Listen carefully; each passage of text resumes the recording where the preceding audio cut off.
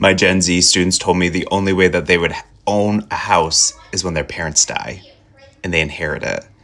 And that's if their parents own a house. They know that this generation, this economy, is cooked, as they like to say. I am closing on my house today. I'm selling my house and going back to an apartment. Guys, I've been in my apartment for like a week, and this is truly the best decision I've ever made. Like the maintenance, the yard work, the property taxes, like everything. I'm just so excited to be back in an apartment. If you want to sell your house, you should do it, because I feel like a weight is being lifted off of me, not having to worry about a home and just everything that comes along with it. So this is your sign, sell your house, man. The dream of owning a home someday has become extremely distant for a lot of people, because home ownership is becoming like a very serious and possible dream for many people, and especially like very maybe young people, and because of how expensive it is and unaffordable, like people are not earning enough to actually be able to afford a home someday or any day, you know, in the future. It has gotten to the point where you will notice that a lot of people, or the chances of young people even actually having a house ever, is from them inheriting homes that their parents maybe possibly left them. And many people actually advise against trying to buy a house right now. Like that's one of the videos you will find a lot online when it comes to home ownership, like advice against it. And some people really think that renting is actually is better, and they rather do that than for them to actually ever go and buy a home, because of the responsibilities that come with that. Before we get right into this video, I want to give a very huge shout out to Old Timers Watches for sending me a $49.99 super thanks. Thank you so much for supporting the channel. I really appreciate your support. Please make sure you click the like button. It helps the algorithm, and I appreciate that so much. Let's get right into this video. Do not buy a house, not unless you mentally, financially ready. Don't let nobody force you into that shit. I have a home warranty, and then I also have home insurance, something that you have to have. The home warranty costs me $1,400 a year. Anytime any appliance breaks down in my home, I pay $100 service. They will send out a company. It's up to the company on how they write it up. Sometimes they gonna fix it. Not, it's on the homeowner to fix that shit. Now, home insurance is paid also with my mortgage. The difference is it's gonna help if something happens. You have a storm, a fire, anything big, devastating. Your home insurance is supposed to come in and save you. Them bitches don't. You fuck around and file a claim and they don't feel like it's justifiable. Now you got a claim just sitting on your insurance, okay? Meaning they denied you. And sometimes you have to fight with these insurance companies to accept your claim. Let me tell you how I found that shit out. There's 3 leaks, okay? The first one is noticeable. It's upstairs in one of my bedrooms. Guess what? It's the motherfucking roof, bitch. My home warranty people, I can call them. They're gonna just come patch it up. My home insurance people, I'll call them, file a claim. They're going to have an adjuster come out, look at it. Then they're going to decide if they want to do it or not. So I got 3 fucking estimates for this goddamn roof. That shit was not fun. One of them told me, we'll go ahead and do it for $25,000. We will file a claim. And if the claim does not go through, just understand there's a possibility that you just may have that on your insurance, because it's up to the insurance company if they want to file through or not. The other 2 companies come out. They both say, oh no, your insurance company ain't gonna cover this. This is normal wear and tear. One company told me $32,000. The other one told me $26,000 with a 15-year warranty. I end up going with them. So yes, bitch, $26,000 for the roof alone. I'm mad as fuck. And you better have good credit too. Not unless you just got $26,000 or a couple thousand, 40, 50,000 sitting around to where you could pay for these fucking home improvements that may need to be done. Now I check my water bill, bitch. My water bill done hit skyrocket. I'm like, hey y'all, can you tell me why is my bill so high? I've never paid this much for a fucking water bill. The lady tells me, cool as fuck. Shout out to the lady at the water department. She's like, take a pack of Kool-Aid, go put it in the back of your toilets. Mind you, I got 5 fucking toilets, okay? Wait about 3-4 hours, sometimes a little less. Check the bowl of the toilets and see if you see Kool-Aid in it. Bitch, I see Kool-Aid in 2 of the toilets. So I say, fuck it. We're going to go ahead and just get the toilets replaced. $3,495. I didn't know that the little wire that goes from the toilet to the wall, I was going to need a longer one. Extra $250 for that. So now we up to what? $3,795? Oh yeah, bitch. Then it gets worse. Because now I call the water department. She's like, oh, you still have a leak. The meter is running up. And we going around checking on the ground to see if there's any wet grass, any soaked mud to where we can see, well, where's the other leak? We done replaced the toilets. What's the fucking issue? He's like, oh, it's on the city side. Well, I call the water department. They come out here, dig the shit up right next to the meter, and there's a goddamn leak. But guess whose side it's on? Mine, the homeowner, meaning you're responsible to replace that shit. I'm pissed because this motherfucker didn't know. Let me open up the valve so the goddamn pressure from the water being off comes out, and then I'm gonna have y'all turn on the bathtub so the water will trickle so it don't bust the pipe again. He never opened up the valve, y'all, so the shit busted. He didn't get the shit done right until the third time. Mind you, that's another $575. Bitch, I'm living. Do not buy a fucking house, not unless you ready. All the money I done put into this motherfucking house that I will never get back. I could have bought me a motherfucking Chanel bag, bitch. I could have bought me the Chanel rain boots. Bitch could have been in Tokyo some motherfucking where. God damn it! Don't get me wrong. It's a great investment, bitch. Home equity, all that shit. But remember, if you refinance or pull any money from that home, you gotta pay that shit back, bitch. Real shit. Go buy a home, go buy a home. Bitch, fuck you. I'll buy one when I'm ready. And make sure your credit is right, bitch. And you got an extra little cushion in your goddamn bank account. Do not be trying to keep up with the motherfucking Joneses, bitch. Keep up with your motherfucking self, whatever your last name is. I know nobody wants to hear this, and there's already a lot of like discourse about this online, so I wanted to give my opinion and give you the real numbers and show you like what the actual math is, because I think a lot of people are making like a really the biggest financial decision of their lives based on vibes and advice that made sense 20 years ago, right? The idea that renting is throwing away money is one of the most persistent financial myths in America, and it needs to die. Let's use real current numbers for this example, right? A $350,000 house, right? Starter home, which is actually below the median right now, right? Like there's not a lot of markets where you can even find a house like that. But let's use that as a starting point, right? With 5% down, so again, way less than 20% because you just want to get in and it's hard to save that much money. With 5% down at today's interest rates, which interest rates have gone up again, right? Let's say around 6.9% because that's around what it is. Here's what your monthly costs would actually look like. Mortgage payment itself would be $2,900 a month, okay? $2,190 a month, okay? Property taxes, again, depends on where you live, but roughly $350. Homeowners insurance, $150. PMI, because you put less, that's private mortgage insurance, because you put less than 20% down, adds another $222 a month. Rough. Then you add in maintenance, which everyone forgets, right? That costs on average 1% of the home value per year, which is another $292 a month if you budget that monthly. Your true monthly cost of owning that home, again, a $350,000 home, not what most cities are, which is like $500, $600, $700, right? The true monthly cost of owning that home is $3,203 a month. And a comparable rental in most markets is around $1,800, right? And if you disagree with that in your city, it's higher. Cool. Let's say 22, right? 2,500. Still a huge gap. But the $1,800 versus, the 3,000 something, that's a $1,400 a month difference every single month. Even an $800 a month difference is insane, right?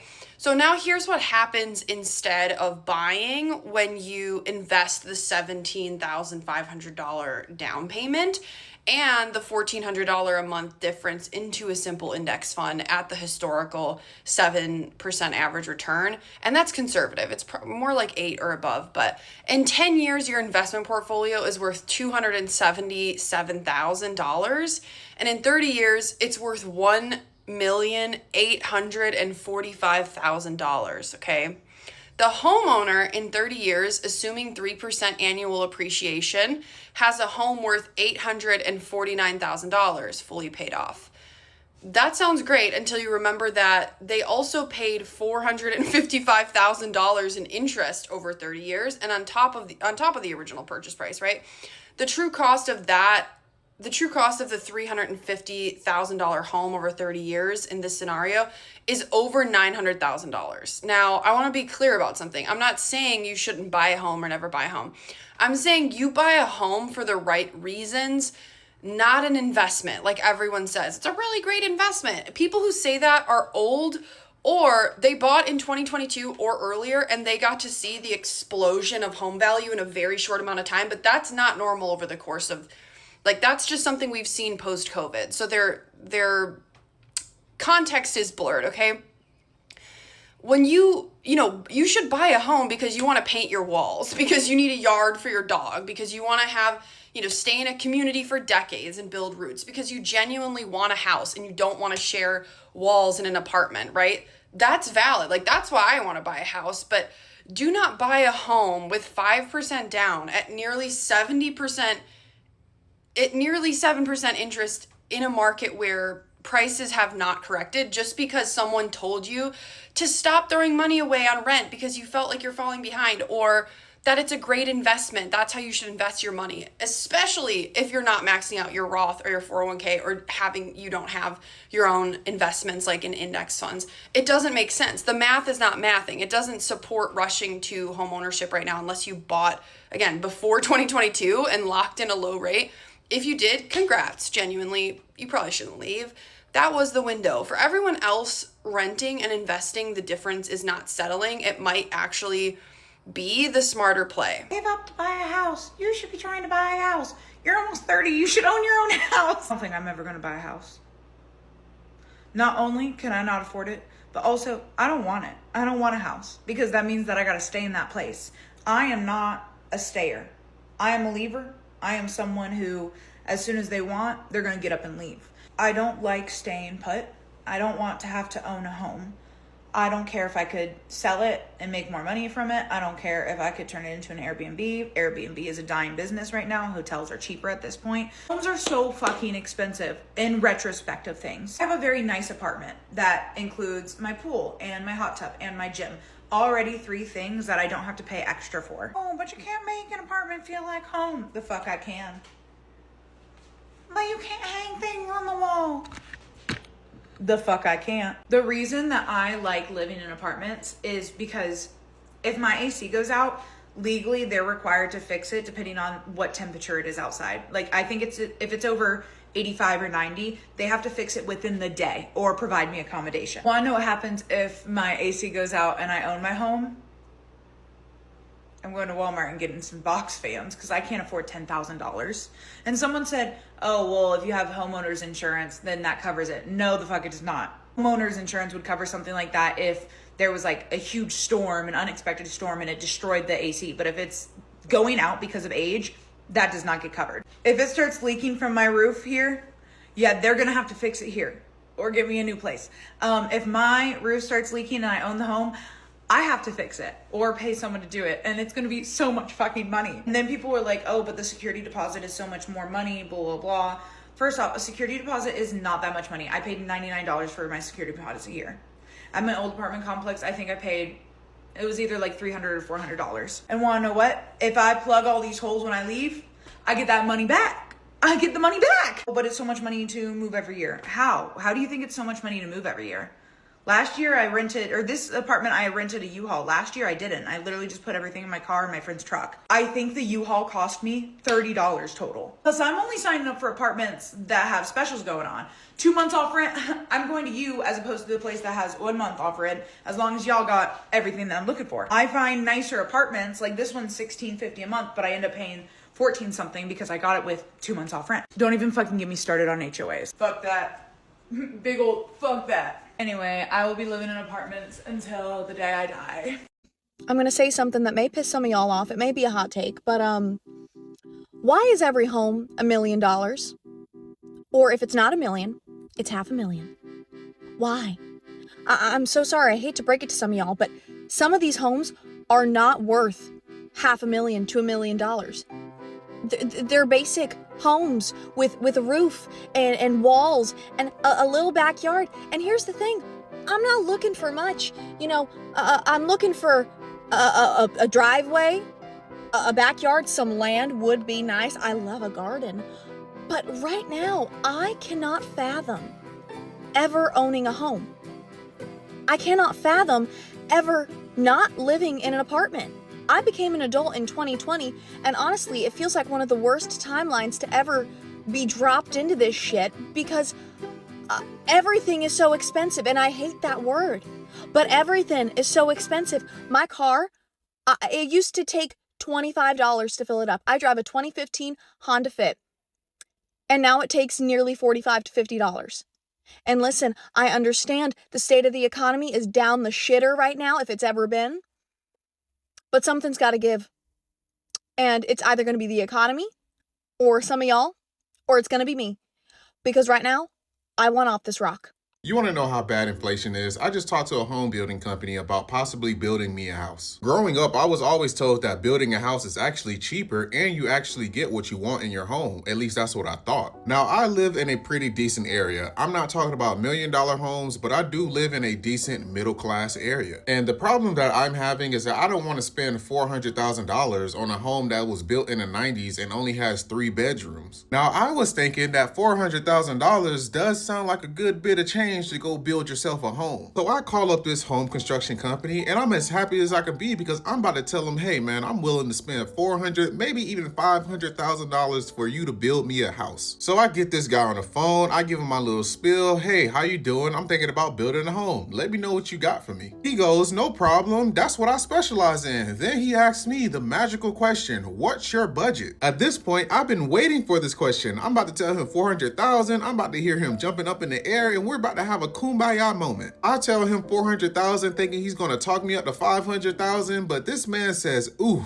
do you already have the land? The land? No, this is why I'm contacting you because I don't have anything. Put me on. You're supposed to be letting me know what's up. This man proceeds to tell me that the area that I'm in, the land itself is $400,000 and he doesn't do any construction on homes that are even less than $500,000. He then proceeds to tell me that they don't do land and home loans together. Those are separate things. So I say to him, wait, hold up, you're talking too fast. You're telling me that I will have to pay 2 separate loans with 2 separate interest rates and I will be paying $900,000 on a $500,000 home? He goes, yeah, the housing market is really messed up right now and the price of lumber is through the roof. It sounds like you want one of those new construction bills that's 45 minutes out from where you are right now. And I said, sir, I'm sorry for wasting your time, and I just hung up the phone. But that's how bad inflation is right now. But y'all let me know what y'all think. I'll see y'all in the next one.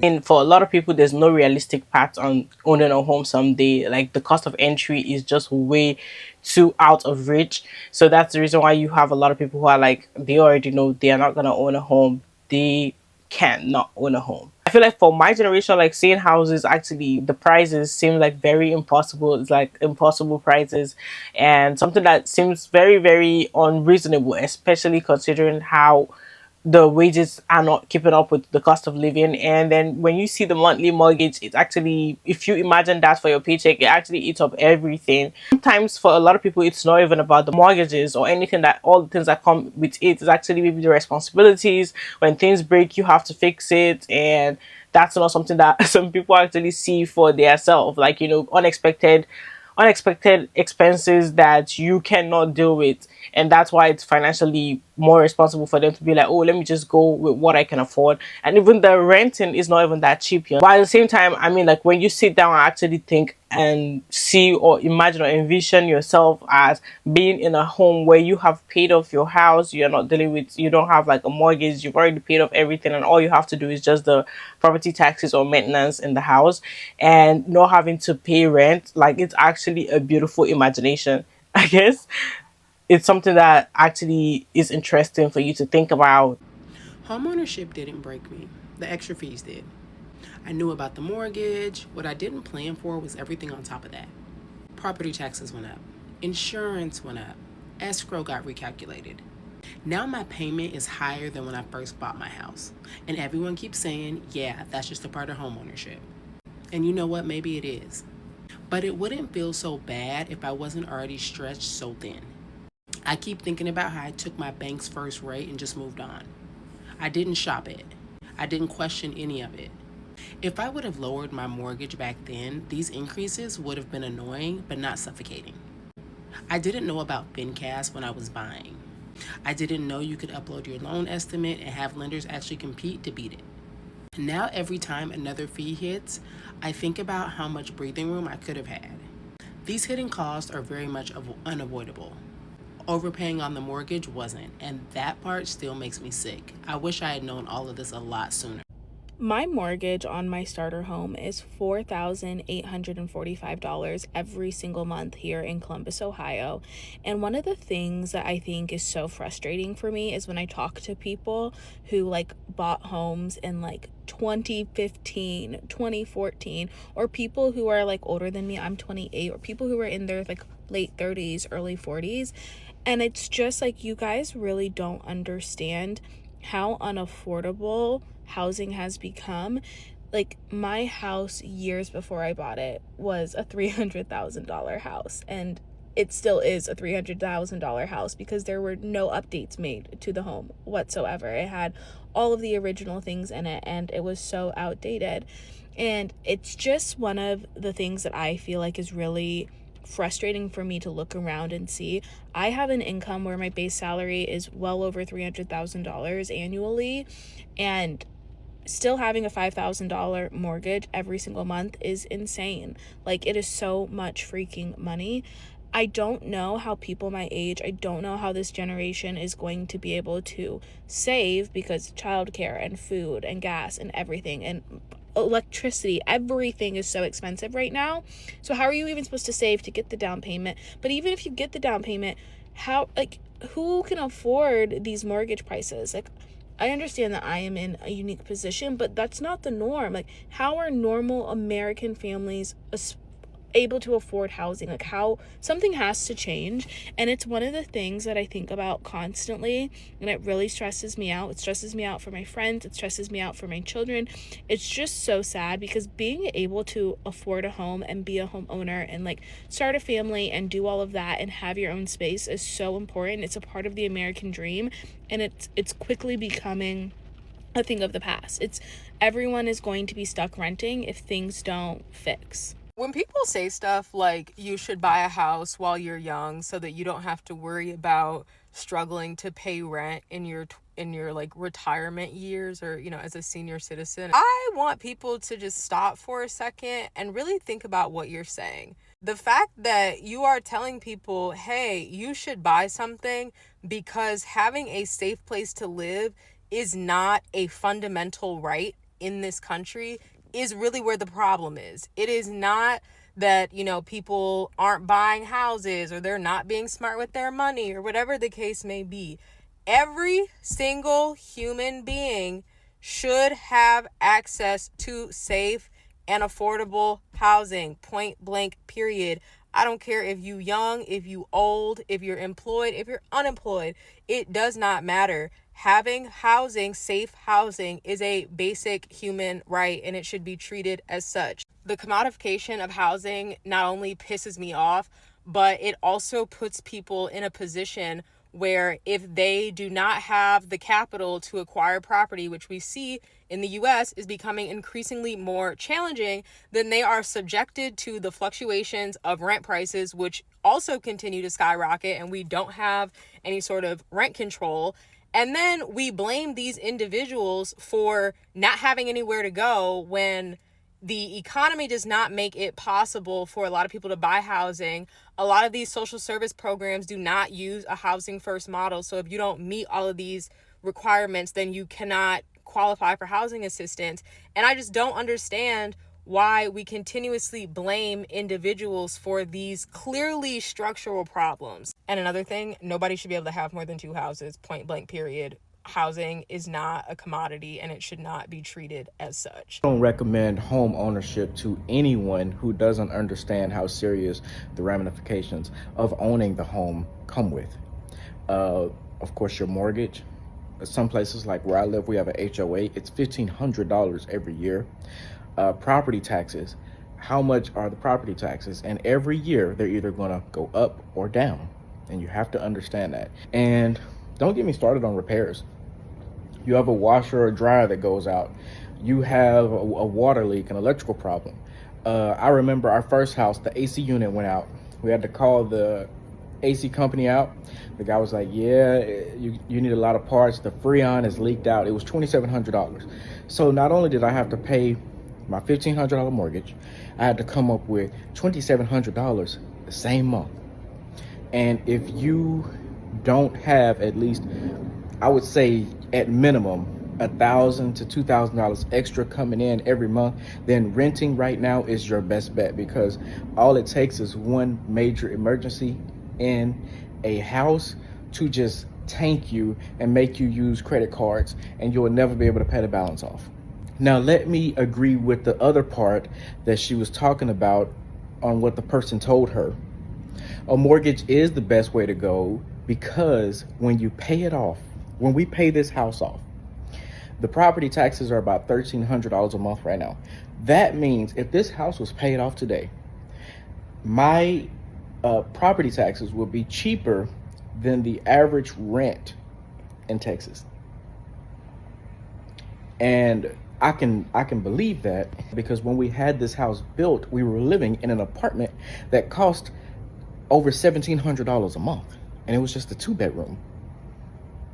And so I think people look at it and be like, oh my God, you're buying a house, but it's never yours, and you'll always pay on it. No, I have the deed to the house. The property taxes are what keeps the schools going, the roads going. A piece of that goes to the fire department, policemen. It goes to things that make everything keep working and revolving.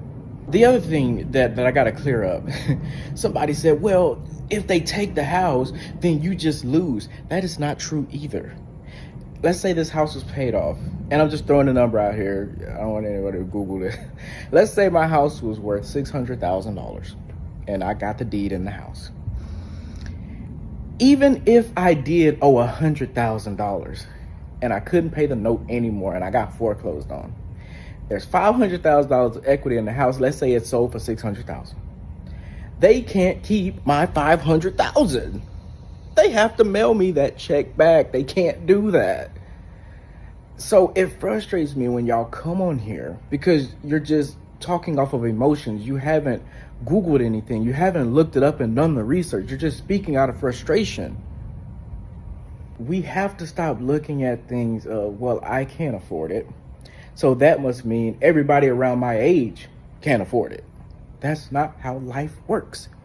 For some people, they've actually experienced their mortgages going up on them while they're living in the house. So it can be like, it has a lot of, bad side, good side, but it also depends on you. Like, I feel like if a person knows that they're not earning enough and they don't really have that kind of like strong stability, then it might not be good for them. Because at the end of the day, you don't want to have to deal with foreclosure and all those things. Still, it's never a bad thing to actually own a home, like own something for yourself. Like, I believe it's a nice thing to not have to pay rent, for you to own something. Or they say you're going to choose to pay for somebody else's mortgage, or you're going to choose to pay for yours. So like, it depends on what works for you. It's going to be different for everybody, but really, it's really very expensive and something that seems unachievable for a lot of people right now. If you've made it to the end of this video, thank you so much for watching this video to the very end. Please don't forget to click the like button. It helps with the algorithm, and I appreciate that so much. Subscribe to the channel if you're new here and you're watching me for the very first time, and hit the notification bell to get notified every time I post a new video, and leave your thoughts in the comment section down below. I would love to see what you think about this video, and I'll see you on the next one. Bye.